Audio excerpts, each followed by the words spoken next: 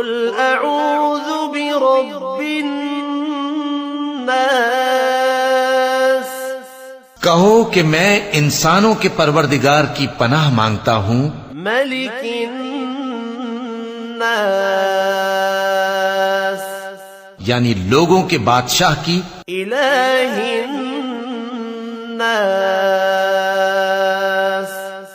لوگوں کے معبود کی، من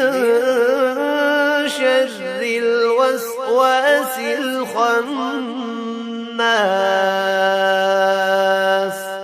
اس بڑے وسوسہ ڈالنے والے کی برائی سے جو اللہ کا نام سن کر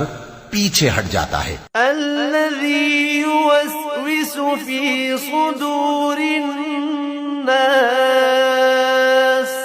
جو لوگوں کے دلوں میں وسوسے ڈالتا ہے، من الجنة والناس، خواہ وہ جنات میں سے ہو یا انسانوں میں سے۔